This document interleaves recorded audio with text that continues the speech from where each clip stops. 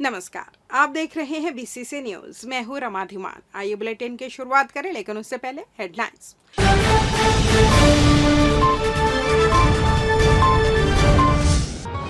स्वच्छता संगम में पहुंचे सीएम साय, बिलासपुर को मिला 260 करोड़ का तोहफा। जंगल में जुआरियों की महफिल, 10 जुआरियों से 3,30,000 की संपत्ति जब्त। सारंगगढ़ बिलाईगढ़ को भी मिली 186 करोड़ की सौगात। सीएम ने कहा सबका होगा विकास। और देशभक्ति में ओत-प्रोत हो रहे लोग, तिरंगा यात्रा निकालकर मना रहे उत्सव। हेडलाइंस के बाद खबरें विस्तार से। प्रदेश स्तरीय स्वच्छता संगम 2025 का आयोजन न्यायधानी के बेहतराई इंडोर स्टेडियम में किया गया, जिसमें मुख्य अतिथि के रूप में प्रदेश के मुखिया विष्णुदेव साय पहुंचे। वहीं विशिष्ट अतिथि के रूप में उप मुख्यमंत्री अरुण साव, बिला विधायक धर्मलाल कौशिक, नगर विधायक अमर अग्रवाल, बेलतरा विधायक सुशांत शुक्ला मौजूद रहे। प्रदेश भर से 192 निकाय के पदाधिकारी सहित स्वच्छता सेनानी बड़ी संख्या में यहां पहुंचे, जिनकी उपस्थिति में अतिथियों ने स्वच्छता दीदियों का पद प्रक्षालन कर उन्हें सम्मानित किया। वहीं अतिथियों ने नगरीय निकायों के साथ ही संभाग स्तर पर श्रेष्ठ प्रदर्शन करने वाले 30 से अधिक नगरीय निकायों को भी सम्मानित किया। जिसके बाद सीएम विष्णुदेव साय ने ऑनलाइन संपत्ति कर जमा करने की सुविधा हेतु जीआईएस आधारित प्रॉपर्टी टैक्स लाइव पोर्टल का लोकार्पण किया। इसके साथ ही बिलासपुर जिले के लिए 260 करोड़ रुपए से अधिक के विकास कार्यों का लोकार्पण और भूमि पूजन किया गया।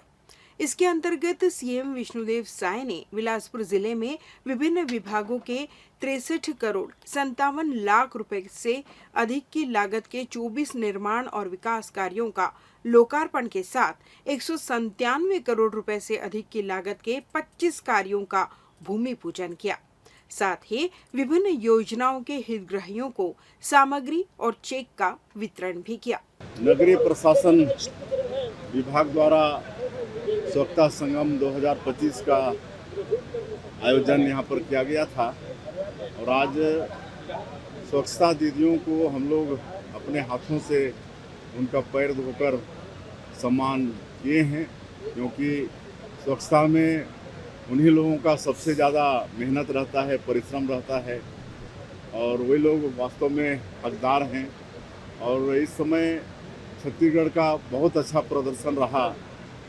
6 हमारे निकाय महामहिम राष्ट्रपति के कर कमलों से पुरस्कृत हुए और 1 नगरीय निकाय हमारे जो केंद्रीय आवासन और नगरीय प्रशासन मंत्री हैं उनके कर कमलों से पुरस्कृत हुआ और बिल्हा पूरे देश में फर्स्ट आया और बहुत सारे नगरीय निकाय पुरस्कृत हुए।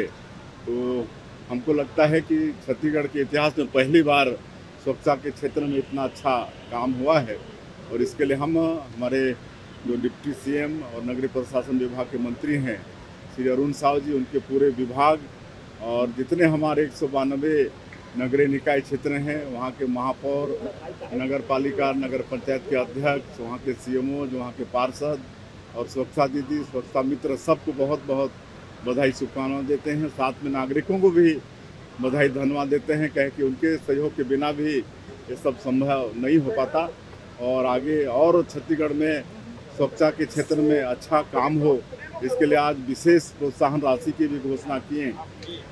देश स्तर में 3 कैटेगरी में प्राइज होता है और तीनों कैटेगरी में अगर हमारा छत्तीसगढ़ का कोई भी नगरीय निकाय अगर फर्स्ट स्तर में फर्स्ट आएगा देश में तो 1 करोड़ प्रोत्साहन स्वरूप प्रदेश से देंगे और दूसरे स्तर में फर्स्ट आएगा तो 50 लाख और तीसरे स्तर में फर्स्ट आएगा तो 25 लाख प्रोत्साहन स्वरूप प्रदेश से उनको देंगे।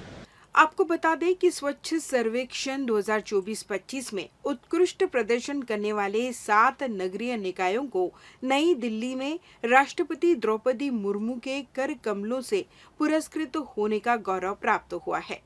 इस ऐतिहासिक अवसर को प्रदेश में स्वच्छता संगम 2025 के रूप में मनाया गया। इस दौरान सीएम विष्णुदेव साय ने सभी को संबोधित करते हुए कहा कि 15 अगस्त 2014 को लाल किले में पीएम नरेंद्र मोदी द्वारा स्वच्छ भारत मिशन का शुभारंभ किया गया था, जिसे लेकर काफी उपहास भी उड़ाया गया। लेकिन पीएम नरेंद्र मोदी ने खुद झाड़ू उठाकर उक्त अभियान की शुरुआत की, जिसका सकारात्मक असर सभी के समक्ष है। उन्होंने स्वच्छता सर्वेक्षण में छत्तीसगढ़ के उत्कृष्ट प्रदर्शन को लेकर नगरीय निकाय मंत्री और प्रदेश के डिप्टी सीएम अरुण साव सहित निकाय के सभी पदाधिकारी और उनकी टीम को धन्यवाद ज्ञापित किया। उन्होंने इस दौरान बड़ी घोषणा करते हुए कहा कि आगामी वर्ष से स्वच्छता सर्वेक्षण में देश में पहले रैंक प्राप्त करने वाले निकाय को 1 करोड़, दूसरा रैंक प्राप्त करने वाले निकाय को 50 लाख और तीसरा रैंक प्राप्त करने वाले निकाय को 25 लाख रुपए की राशि पुरस्कार के रूप में दी जाएगी। इस तरह डिप्टी सीएम अरुण साव ने कहा कि आज स्वच्छता संगम में हम सभी को यह संकल्प लेना है कि जिस तरह अन्य क्षेत्र में छत्तीसगढ़िया सबसे बढ़िया की संज्ञा दी जाती है, ठीक उसी तरह अब स्वच्छता के क्षेत्र में भी छत्तीसगढ़िया सबसे बढ़िया बनाकर देश में छत्तीसगढ़ को गौरवान्वित करने की बात कही। बीसीसी न्यूज के लिए कैमरामैन पंकज मसीह के साथ भुवनेश्वर बंजारे की रिपोर्ट। डीपीआई के निर्देश पर आरटीई के अंतर्गत जिले में पंजीकृत अशासकीय विद्यालयों के बसाहटों की मैपिंग को लेकर कार्रवाई शुरू कर दी गई है।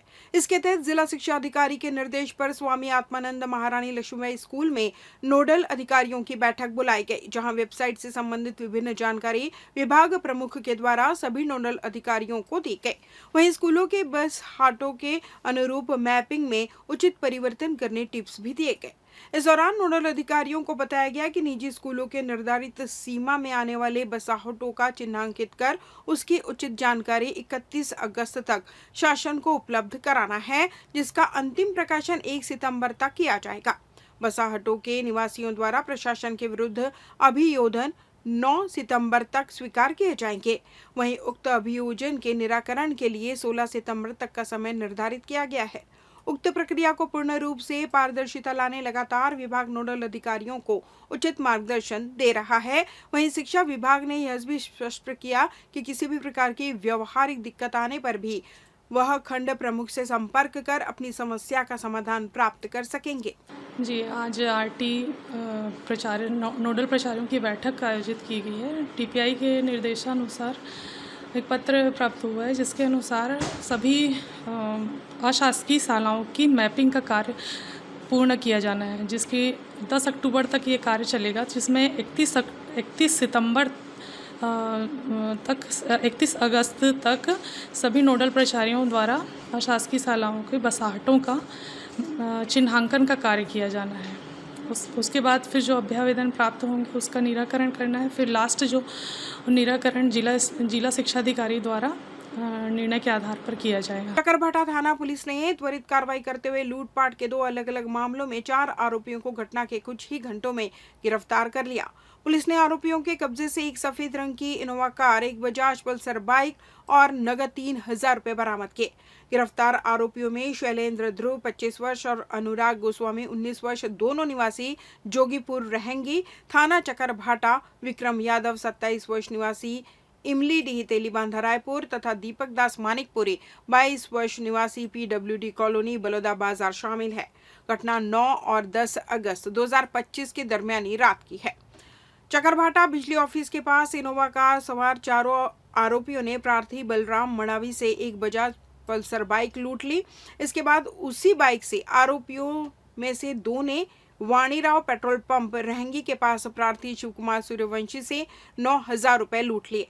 दोनों घटनाओं की जानकारी मिलते ही थाना चकरभाटा पुलिस ने वरिष्ठ पुलिस अधीक्षक रजनीश सिंह को अवगत कराया, जिन्होंने आरोपियों को तत्काल गिरफ्तार करने के निर्देश दिए।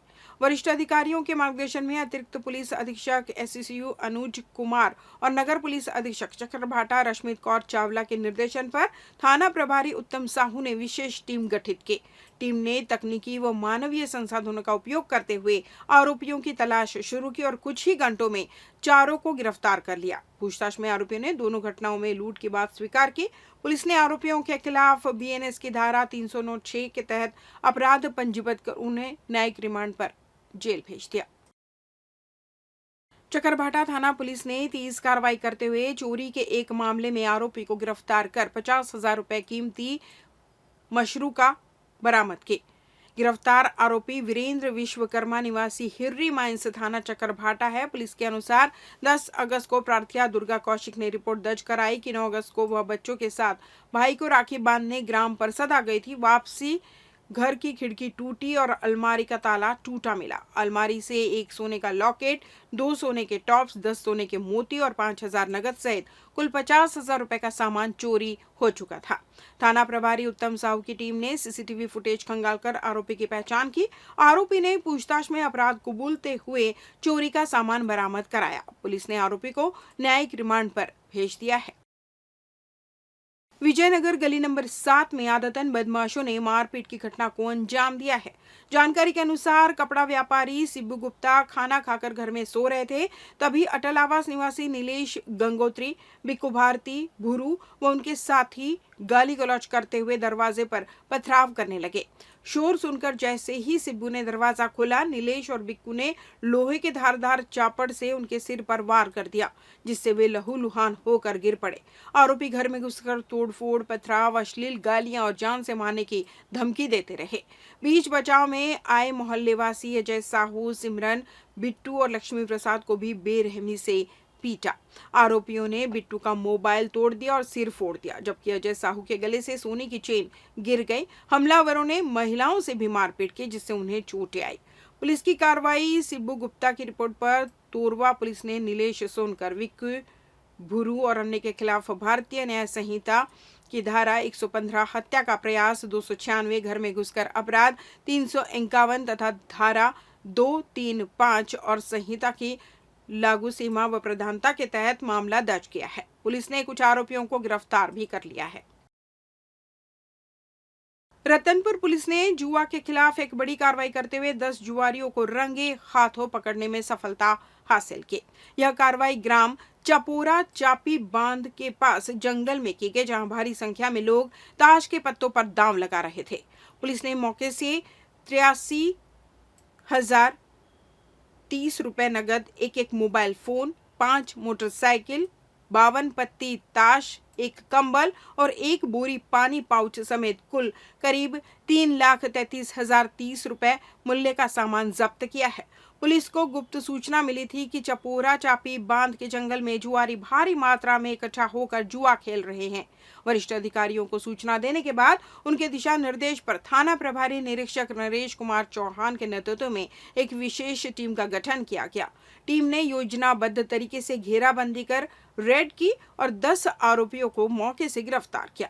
गिरफ्तार आरोपियों में अमित कुमार वाल्मीकि गोड़पारा, शाहिद कुरैशी खपरगंज, गुलशन नामदेव मसानगंज, शहबाज खान मध्यनगरी चौक, आशीष कुमार तालापारा, नितेश नागदोने अम्बेडकर नगर, मोहम्मद सलीम शेख तालापारा, गोलू कुमार उर्फ लक्ष्मी नारायण मगरपारा, संतोष कुमार पांडे पुलिस लाइन महिला थाना के पीछे और शेख अख्तर हुसैन ईदगाह चौक सभी निवासी बिलासपुर शामिल है। आरोपियों के खिलाफ जुआ एक्ट के तहत अपराध दर्ज कर उन्हें गिरफ्तार किया गया। सनातन परंपरा के अनुसार भाद्रपद मास के कृष्ण पक्ष की चतुर्थी तिथि को बहुला चौथ के रूप में मनाया जाता है। इस अवसर पर माताएं संतान की रक्षा एवं सुख समृद्धि की कामना करते हुए व्रत रखती हैं और भगवान श्री कृष्ण की प्रिय बहुला गाय की पूजा करती हैं। इसी परंपरा के तहत मंगलवार को रतनपुर के महामाया वार्ड क्रमांक 3 में महिलाओं ने विधि विधान से बहुला चौथ व्रत संपन्न किया। इस दौरान मिट्टी की गाय बनाकर पूजा अर्चना की गई। बहुला चौथ व्रत की कथा के अनुसार ब्रज में बहुला नामक गाय थी जो धर्मनिष्ठ और सत्यनिष्ठ थी। एक दिन भगवान श्री कृष्ण ने उसकी परीक्षा लेने के लिए शेर का रूप धारण कर लिया और उसे पकड़ लिया। बहुला ने शेर से निवेदन किया कि वह पहले अपने बछड़े को दूध पिलाने जाएगी और फिर वापस आकर स्वयं को उसके हवाले कर देगी। शेर ने उसकी बात पर विश्वास किया। वचन निभाते हुए बहुला गाय वापस लौटी। तब भगवान श्री कृष्ण ने अपना वास्तविक रूप दिखाकर उसे आशीर्वाद दिया कि कलयुग में उसकी पूजा होगी। महामाया पारा में आयोजित व्रत कार्यक्रम में राजेश्वरी दुबे, नीला दुबे, मनीष दुबे, कल्याणी तिवारी, रिंकी दुबे, अनुभा पांडे और बड़ी संख्या में महिलाएं शामिल हुई। व्रतियों ने संतान की दीर्घायु, परिवार की खुशहाली व जीवन में सुख समृद्धि की कामना की। आज हम लोग बहुला गौ की पूजा कर रहे हैं। भाद्र मास की कृष्ण पक्ष की चतुर्थी को हम लोग गाय, बछड़ा, शेर और नाविक के साथ में राजा बना करके, पहाड़ बना करके हम लोग बहुला गौ माता की पूजा करते हैं। इसको बाल अपने संतान की रक्षा के लिए, वो अपने पति की रक्षा, संतान की रक्षा, पूरे परिवार की सुख शांति की, समृद्धि की रक्षा। लेते हैं एक छोटा सा ब्रेक। पिछले 17 वर्षों से रियल एस्टेट के क्षेत्र में दे रहे हैं अपनी सेवाएं और लगातार शहर की जनता को एक नई लिविंग लाइफस्टाइल। अपने कार्यों एवं सेवाओं के माध्यम से लाखों लोगों की उम्मीदों को दिया है आकार। इसलिए जिले में ही नहीं, पूरे प्रदेश में इनकी पहचान है बरकरार। आपके सपनों के घर को हकीकत में बदल कर है दिखाना, इसलिए आपके लिए लेकर आए हैं भाटी आशिया।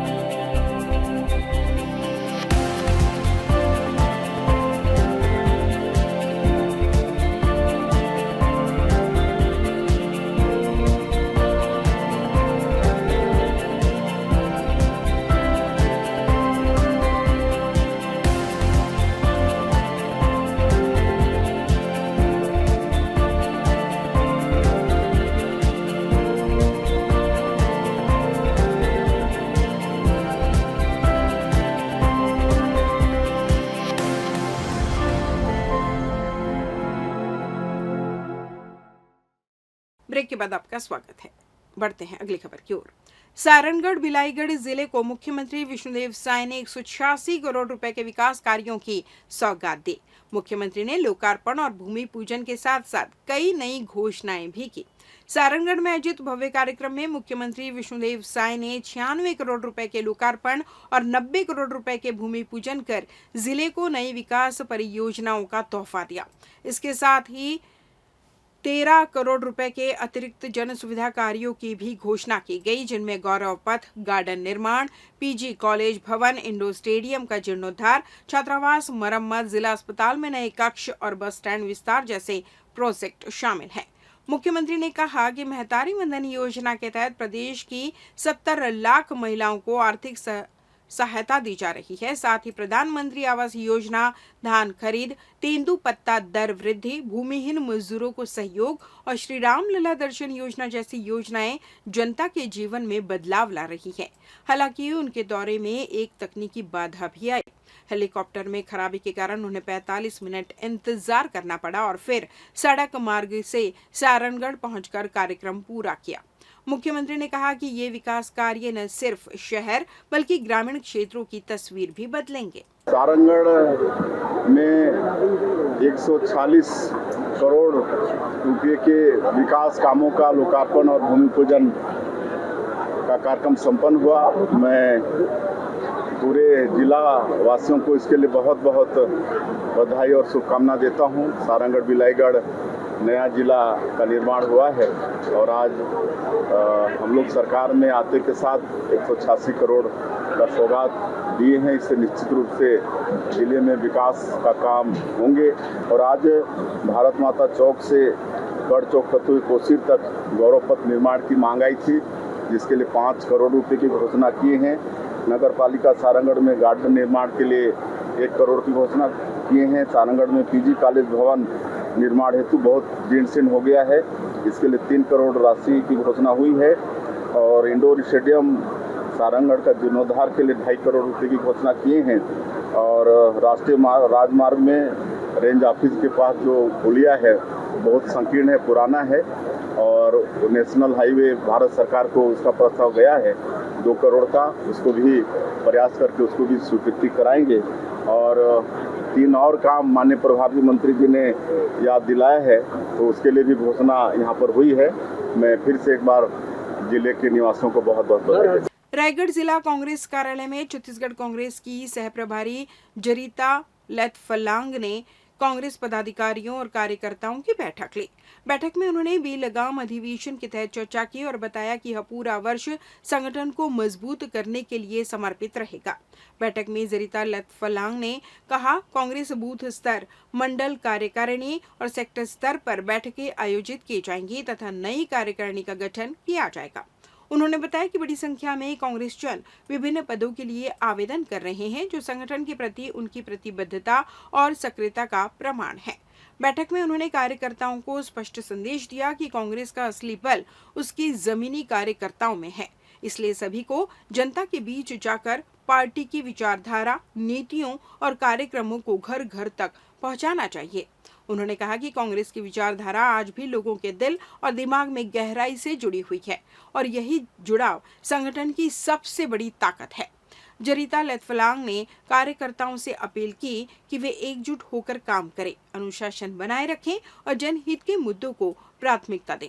उन्होंने विश्वास जताया कि रायगढ़ जिला कांग्रेस आने वाले समय में संगठन की मजबूती और जन सेवा के दम पर बड़ी राजनीतिक सफलताएं हासिल करेगा। जैसे कि आप सबको पता है कि बेलगाम जो अधिवेशन हुआ था उसके तहत ये पूरा साल संगठन को समर्पित है, तो उसके तहत संगठन सृजन चल रहा है और हम बूथ लेवल तक जा रहे हैं। अभी मंडल जितने भी हमारे हैं उसका गठन हो रहा है और उसके साथ साथ उसके कार्यकारिणी का भी गठन हो रहा है और सेक्टर्स का भी, और उसके बाद बूथ के भी गठन होंगे। तो किस तरीके से संगठन को और सशक्त कर सकते हैं हम ग्रामीण स्तर पर, इसके लिए रायगढ़ में 15 अगस्त के लिए तैयारियां जोरों पर है। बाजारों में झंडों और सजावट का सामान सजना शुरू हो गया है। वहीं सरकारी कार्यालय भी तिरंगे के रंग में रंगने की तैयारियां प्रारंभ हो चुकी है। शहर के मुख्य बाजारों में देशभक्ति का रंग अब नजर आने लगा है। दुकानों पर तिरंगे झंडे, बैज, बैंड, बच्चों के लिए तिरंगे कैप, टी शर्ट, सजावट की झालर और पोस्टर सजना शुरू हो चुका है। दुकानदार सुबह से ही अपने काउंटर पर देशभक्ति से जुड़े सामान को सजा रहे हैं ताकि ग्राहकों को आसानी से मिल सके। जैसे जैसे आजादी का पर्व करीब आ रहा है, इन दुकानों पर खरीदारी करने वालों की संख्या भी बढ़ रही है। दुकानदारों का कहना है कि लोग अपने घर, दुकान, गाड़ियों और मोहल्लों को सजाने के लिए तिरंगे झंडे और सजावट का सामान खरीद रहे हैं। इधर सरकारी कार्यालयों में भी 15 अगस्त की तैयारियां जोरों पर है। भवनों की सफाई, पेंटिंग और सजावट का काम चल रहा है। जिला प्रशासन ने मुख्य समारोह स्थल की भी तैयारियां तेज कर दी है। वहीं स्कूलों में बच्चों की परेड, सांस्कृतिक कार्यक्रम, देशभक्ति गीत और नृत्य की रिहर्सल लगातार जारी है। शिक्षक और छात्र मिलकर दिन रात तैयारी में जुटे हैं। कुल मिलाकर शहर में हर तरफ 15 अगस्त को लेकर जोश और उत्साह का माहौल है। बाजार से लेकर सरकारी दफ्तर और स्कूल तक हर जगह तिरंगे के रंग में रंगा नजारा देशभक्ति की भावना को और प्रबल कर रहा है। देखिए, माहौल तो सबका अच्छा रहता है, बहुत बढ़िया रहता है 15 अगस्त में। और रही खरीदी और बिक्री वाली बात, तो थोड़ा शांतिपूर्वक चल रहा है, आराम से चल रहा है। हर घर तिरंगा फिर से मोदी जी ने जो चालू करवाया है, उसकी अपेक्षा बहुत अच्छे से लोग आ रहे हैं, जा रहे हैं, ले रहे हैं और डेकोरेशन आइटम भी बहुत सारी चीज़ें आ गई हैं जो ले रहे हैं। रायगढ़ जिले के लैलूंगा क्षेत्र से एक गंभीर मामला सामने आया है, जहां ग्राम रोजगार सचिव पर महिलाओं की सरकारी योजनाओं की राशि अपने खाते में डालने का आरोप लगा है। अमापाली की निवासी राजकुमारी कोरवा ने कलेक्टर को लिखित शिकायत दी है कि महतारी योजना, वृद्धा पेंशन, पीएम किसान, रोजगार आवास जैसी योजनाओं की राशि ग्राम रोजगार सचिव घासीराम चौहान और BLO मितानिन के माध्यम से महिलाओं के फिनो बैंक खातों से निकालकर अपने खाते में जमा कर रहे हैं। अमापाली निवासी राजकुमारी कोरबा द्वारा दी गई लिखित शिकायत में बताया गया है कि गांव की कई महिलाओं के नाम से चल रहे सरकारी योजनाओं के खाते जैसे महतारी योजना, वृद्धा पेंशन, पीएम किसान सम्मान निधि, रोजगार आवास योजना में राशि आती है। इन महिलाओं के खाते फिनो बैंक में संचालित है। आरोप है कि ग्राम रोजगार सचिव घासीराम चौहान बैंक से राशि निकालने के लिए महिलाओं से एटीएम कार्ड, खाता दस्तावेज और पासबुक लेता है, फिर स्वयं बैंक जाकर पूरी राशि अपने निजी खाते में स्थानांतरित कर देता है। महिलाओं के मुताबिक यह पूरी प्रक्रिया बिना उनकी अनुमति और जानकारी के की जा रही है। शिकायत में कहा गया है कि सचिव द्वारा यह काम लंबे समय से किया जा रहा है, जिसके कारण लाभार्थी महिलाएं अपने हक की राशि से वंचित हो रही है। कई बार सचिव के इस कृत्य को रोकने के प्रयास भी हुए, लेकिन स्थिति में कोई बदलाव नहीं आया। गांव की महिलाओं ने कलेक्टर रायगढ़ को आवेदन सौंपकर मामले में तत्काल जांच करने, दोषियों पर कड़ी कार्रवाई करने और उनकी बकाया राशि वापस दिलाने की मांग की है। अब महतारी बंदना पैसा नहीं मिला थे हमार, ओकरे बार आए हन कलेक्टर साहब करा। क्यों नहीं मिल रहा है? कब से नहीं मिल रहा है? 6 महीना से नहीं मिल रहा है। अब वो यहाँ पाली के घासीराम हेर के खा दिए थे, हमार पैसा ला नहीं दिए थे। जथन तो हमार लग नहीं जानो में के का थे। आपको कैसे पता चला कि घासीराम निकाल के खाता है? अब अंगूठा लगा था तो नहीं, घासीराम हेर के खा दी से कहा थे। छत्तीसगढ़ के रायगढ़ जिले में यादव समाज ने रावत उपनामधारी यादव वर्ग को केंद्र की ओबीसी सूची में शामिल करने की मांग उठाई है। समाज का कहना है कि ओबीसी सूची में नाम न होने से वे आरक्षण और कई सरकारी कल्याण योजनाओं से वंचित रह जाते हैं। रायगढ़ में यादव समाज के प्रतिनिधियों ने राज्यपाल के नाम कलेक्टर को आवेदन सौंपा। आवेदन में कहा गया है कि छत्तीसगढ़ में रावत उपनामधारी यादव समाज के कई वर्ग अब भी केंद्र की ओबीसी सूची में शामिल नहीं है। समाज के अनुसार इस वजह से उन्हें आरक्षण का लाभ और कई सामाजिक कल्याण योजनाओं का फायदा नहीं मिल पा रहा है। यादव समाज ने प्रशासन से अपील की है कि वे इस मुद्दे को केंद्र सरकार के सामने रखें ताकि इन वर्गों को ओबीसी सूची में शामिल किया जा सके। समाज का मानना है कि यह कदम सामाजिक न्याय और विकास की दिशा में अहम साबित होगा। अब देखना होगा कि सरकार इस मांग पर क्या रुख अपनाती है और क्या रावत उपनामधारी यादव समाज को ओबीसी सूची में जगह मिल पाएगी। कलेक्टर जी के माध्यम से हम लोग माननीय राज्यपाल महोदय और माननीय मुख्यमंत्री के नाम से आज ज्ञापन सौंपे हैं। हम लोग लंबे समय से मांग कर रहे थे कि छत्तीसगढ़ में हमारे निवासरत यादव, इन्हें रावत, हम लोग उपजाति यादव है, जाति रावत है, उन लोगों को अन्य पिछड़ा वर्ग में छत्तीसगढ़ में सूची में शामिल किया गया है, लेकिन केंद्रीय सूची में हमें वंचित रखा गया है। इस मांग को लेकर के हम लोग आज यहाँ पर उपस्थित हुए हैं और माननीय कलेक्टर महोदय जी को आज ज्ञापन सौंपे हैं। रायगढ़ जिला रोजगार कार्यालय में प्लेसमेंट कैंप का आयोजन किया गया। इस कैंप का मुख्य उद्देश्य प्राइवेट सेक्टर की नौकरियों में स्थानीय युवाओं को अधिक से अधिक अवसर दिलाना है। जिला रोजगार कार्यालय रायगढ़ में आयोजित इस कैंप में 3 प्रमुख कंपनियों ने भाग लिया, जिनमें अडानी पावर लिमिटेड, निजी बैंकिंग सेवाएं देने वाली कंपनियां भी शामिल हैं। इन कंपनियों ने कुल 73 रिक्तियों की पेशकश की, जिनमें तकनीकी, गैर तकनीकी और बैंकिंग संबंधी पद शामिल है। सुबह से ही कैंप स्थल पर युवाओं की भीड़ देखी गई। अब तक 110 से अधिक युवाओं ने पंजीयन करा लिया है और मौके पर कंपनियों के प्रतिनिधि दस्तावेज सत्यापन और इंटरव्यू की प्रक्रिया में जुटे हुए हैं। अधिकारियों का कहना है कि ऐसे प्लेसमेंट कैंप से युवाओं को न केवल स्थानीय स्तर पर रोजगार मिलता है, बल्कि उन्हें विभिन्न सेक्टर के कार्य वातावरण और अवसरों के बारे में भी जानकारी मिलती है। कंपनियों के प्रतिनिधियों ने बताया कि वे रायगढ़ के युवाओं को प्राथमिकता दे रहे हैं ताकि यहां की प्रतिभा को स्थानीय स्तर पर ही रोजगार मिल सके। जिला रोजगार अधिकारी ने बताया कि हमारा प्रयास है कि अधिक से अधिक स्थानीय युवाओं को निजी क्षेत्र में अवसर दिलाए। वहीं पंजीयन कराने आए युवाओं ने कहा, ऐसे कैंप से हमें नौकरी की तलाश में बाहर नहीं जाना पड़ता, यही अवसर मिल जाता है। जिला रोजगार एवं स्वरोजगार मार्गदर्शन केंद्र रायगढ़ में आज प्लेसमेंट कैंप का आयोजन किया गया है। इस प्लेसमेंट कैंप का मूल उद्देश्य प्राइवेट सेक्टर की जो नौकरियां हैं, उन नौकरियों में स्थानीय आवेदकों को अधिक से अधिक संख्या में नियोजित कराना है। आज की इस प्लेसमेंट कैंप में 3 प्रमुख कंपनियों का आगमन हुआ है, जिसमें हमें 73 रिक्तियों की आपूर्ति उनसे हुई थी। इस रिक्तियों में खास अदानी पावर लिमिटेड और बैंक प्राइवेट सेक्टर की बैंकिंग सेवा से संबंधित काम के संबंध में प्लेसमेंट कैंप का आयोजन किया गया है।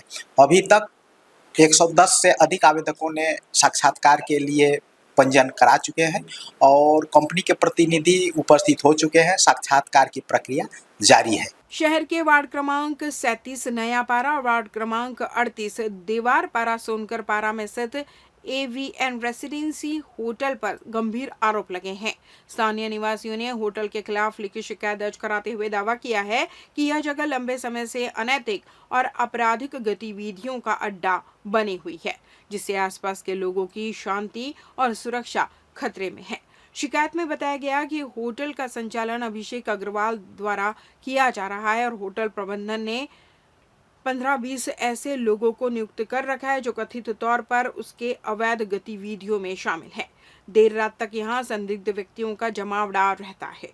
होटल में दिन से लेकर देर रात तक अत्यधिक संख्या में युवक युवती चेहरे पर गमछा ढककर लगातार होटल में प्रवेश करते हैं, जिससे मोहल्ले में असुरक्षा का माहौल बन चुका है। स्थानीय निवासियों का आरोप है कि होटल के आसपास से गुजरने वाली महिलाओं और युवतियों को असामाजिक तत्व अक्सर गंदे इशारे और अशोभनीय टिप्पणियां करते हैं। कई बार विवाद की नौबत भी आ चुकी है। लोगों का कहना है कि होटल प्रबंधन सुरक्षा मानकों का पालन नहीं कर रहा है और यहाँ की गतिविधियां खुलेआम कानून का उल्लंघन कर रही हैं। क्षेत्रवासियों ने पुलिस अधीक्षक और नगर निगम प्रशासन से तत्काल कार्रवाई की मांग की है। उनका कहना है कि यदि शीघ्र कदम नहीं उठाए गए तो क्षेत्र में कानून व्यवस्था बिगड़ सकती है। शिकायतकर्ताओं ने होटल को बंद करने और जिम्मेदार लोगों पर सख्त कानूनी कार्रवाई की मांग की है ताकि इलाके में शांति और सुरक्षा का माहौल वापस लाया जा सके। जूट मिल क्षेत्र के सावित्री नगर एरिया में AVN होटल संचालित किया जाता है अभिषेक अग्रवाल के द्वारा।